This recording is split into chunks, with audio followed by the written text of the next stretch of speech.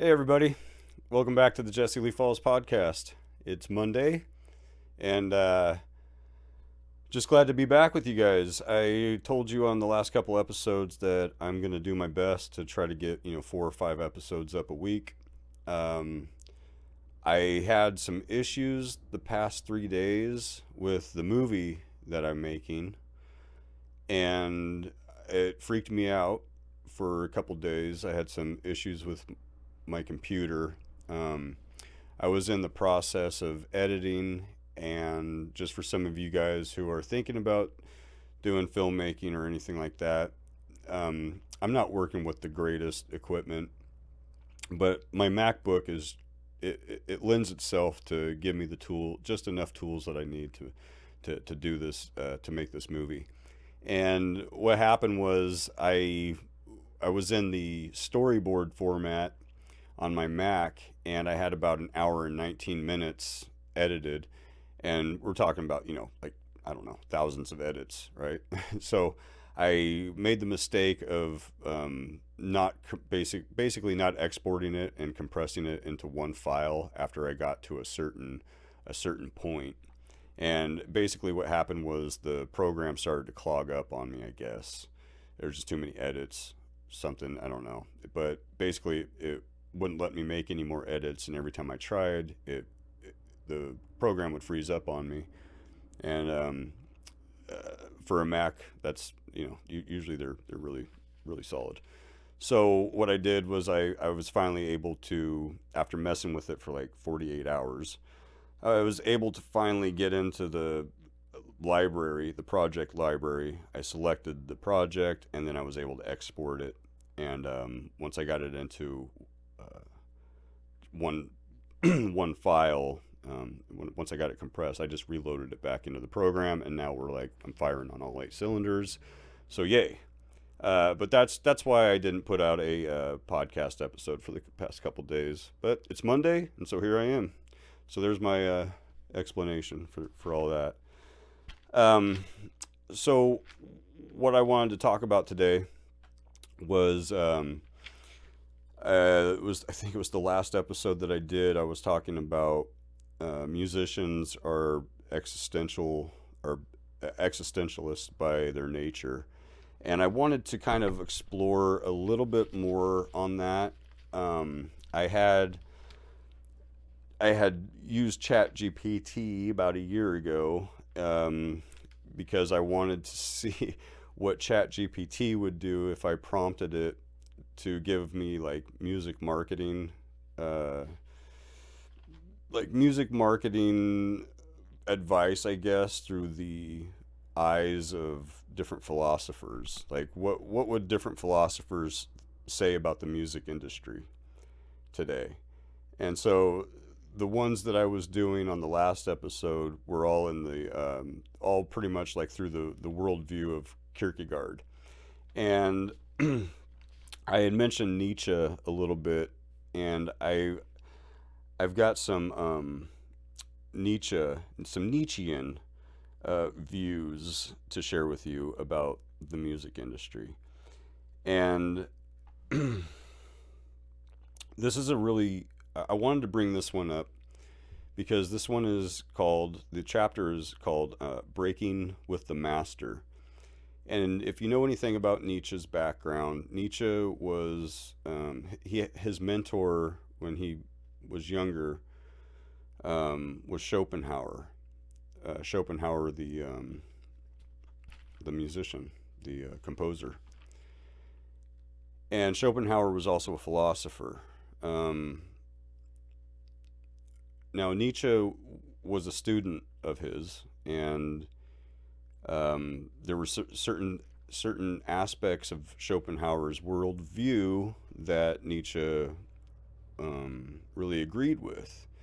And I want to go into this because this is about what happens when you start out, maybe you have a hero, and there's influence and some inspiration. We talked about influence on the last one, how, I, I don't want to be, I kind of think the word influence these days, like to be an influencer, has got some parasitic elements to it.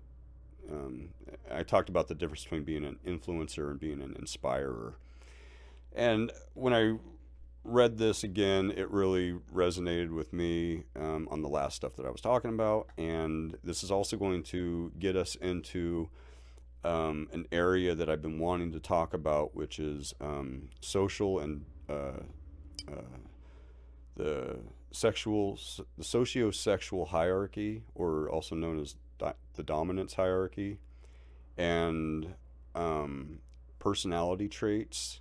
And so I think this is a really good way for us to examine the inner workings of the musician and the artist, and get an even more clear picture of, you have to eventually not be the student anymore, and what that takes to not be a student, to be a teacher.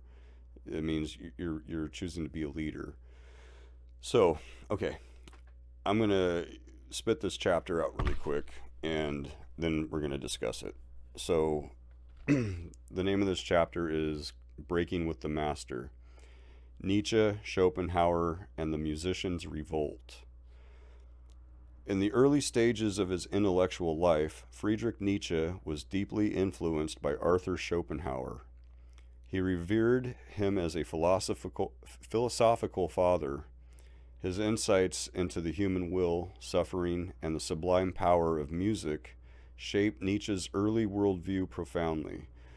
Schopenhauer's aesthetics were rooted in the belief that music was the purest expression of the will, transcendent, metaphysical, and uniquely meaningful. Yeah, so, I don't know how you can argue with that, right? So I can, right out the gate, like, if you're a musician, artist, that should speak to you, right? I mean, the aesthetics were rooted in the belief that music was the purest expression of the will, transcendent, metaphysical, and uniquely meaningful. I mean, yeah. So it goes on, but every apprentice must one day confront their master, and often that confrontation is painful. As Nietzsche matured, he came to see not only the limitations in Schopenhauer's metaphysics, but also the man's deeply problematic worldview, especially his misanthropy and racism. Schopenhauer's pessimism, once a spiritual refuge for Nietzsche, began to feel like a prison. What once seemed like profound truth began to reveal itself as a form of resentment in disguise, the very thing Nietzsche would later diagnose as the death knell of creativity. So he's realizing, he realized that what once seemed like profound truth began to reveal itself as a form of resentment in disguise. Yeah, yeah, yeah. Our intentions can really be pathologized very, very quickly. This break was not merely philosophical, it was existential. Nietzsche recognized something crucial. To become oneself, one must break with the figures who first inspired you, especially when their values begin to contradict your deepest instincts. Nowhere is this lesson more relevant than in the modern music world. This is where it gets really interesting, because now we're going to start hearing, a little bit of Nietzschean worldview, using the music industry or the music world as our target. The industry is full of Schopenhauers, figures of genius who built frameworks, legends, and institutions that once offered artists shelter. Record labels, producers, mentors, legendary bands, all of them might begin as sources of wisdom, but over time, many of them begin to ossify. What was once visionary becomes gatekeeping. What was once revolutionary becomes reactionary. And those who do not conform are cast out. Like Schopenhauer, these industry figures often wrap their control in the language of depth, tradition, or realism. We know how it works.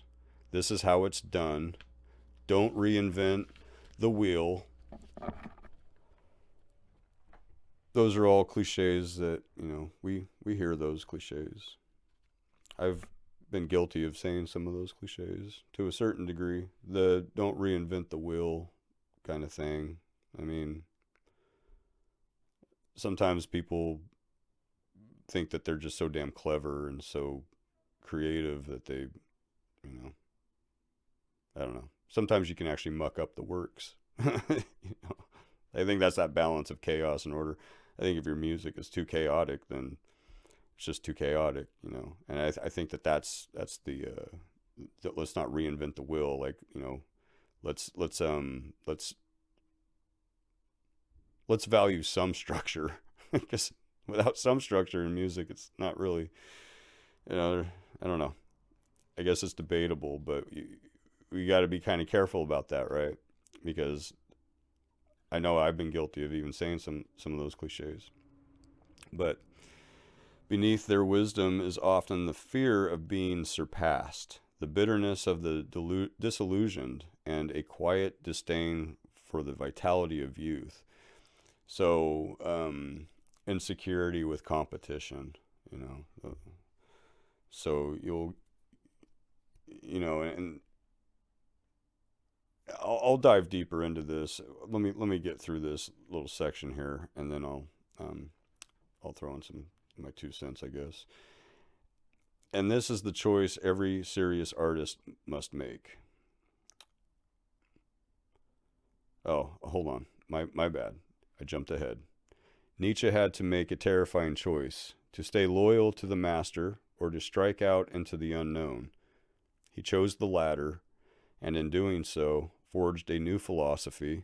He turned against Schopenhauer's pessimism, against the cult of suffering, and against a worldview that made art into an escape rather than an act of becoming.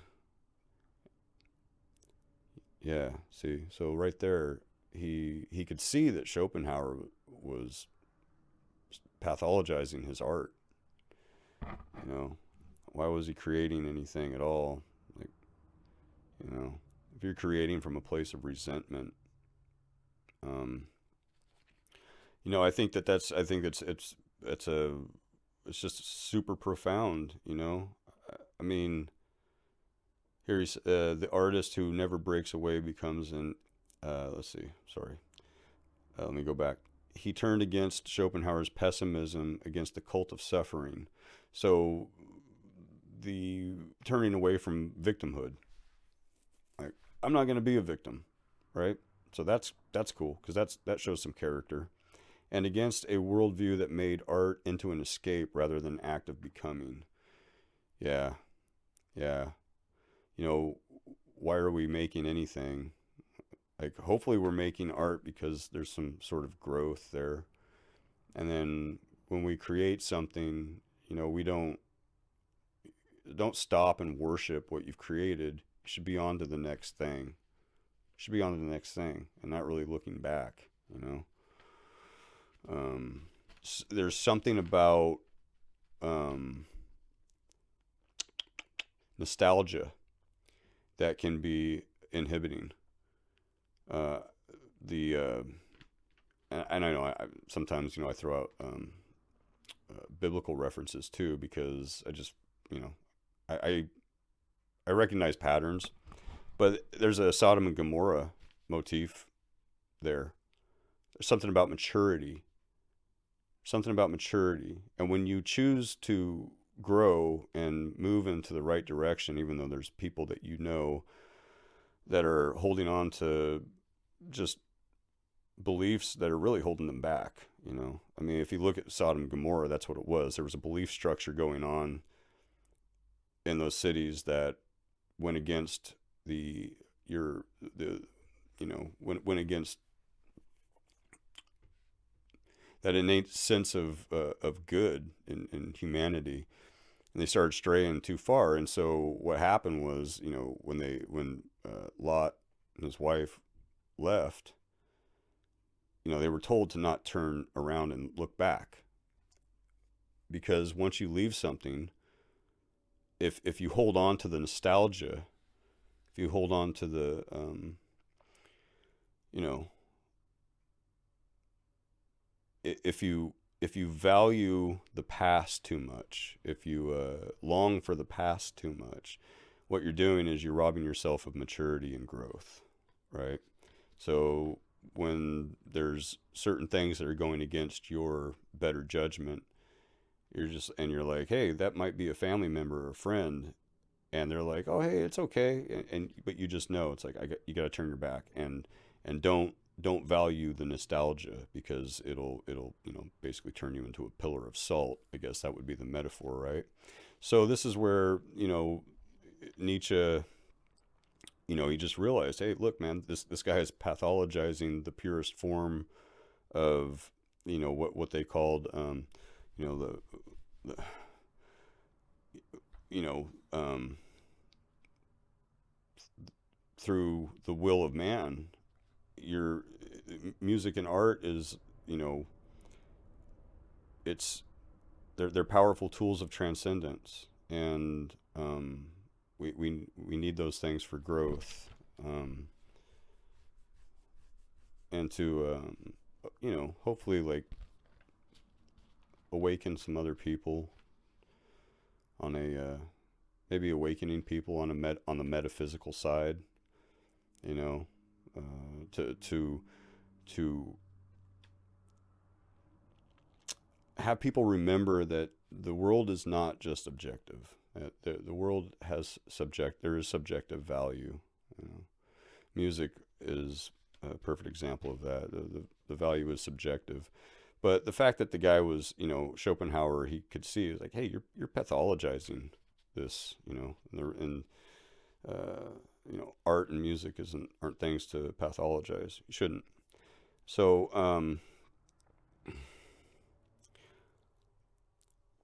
okay, so, and this is the choice every serious artist must make. It is not easy to break with your heroes. It feels like betrayal.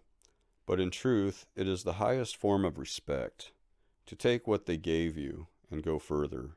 The artist who never breaks away becomes an emulator, a disciple. But the artist who dares to rebel becomes a creator in their own right. In this light, Schopenhauer represents not just a philosopher, but the old industry, the mentor who becomes the gatekeeper, the system that gives you tools but also demands obedience. Nietzsche, then, is not just a thinker. He becomes the archetype of the one who refuses to be defined by anyone else's values, even those he once worshipped. That totally explains the music industry for me and why I do this podcast now. I know I'm reiterating all the time about why do I do this podcast. I know I say it almost every other episode.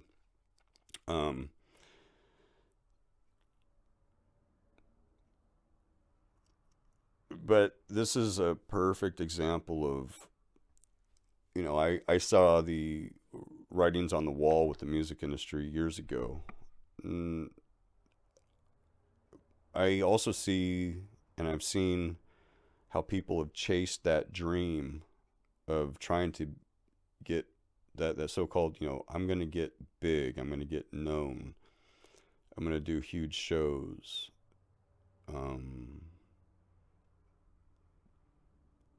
Visions of grandeur, sometimes they're not always delusions. I mean, sometimes it's a vision, and some people actually have the talent that maybe they should be playing in front of big audiences, but the goals and the aims I saw were very shallow, and just the whole reason why people are doing it is really for pathological reasons. And one thing that I really want to warn people about is this idea that, you need to go chase a record deal, because there's something that you guys, if some of you actually think that that's what you want to do, um,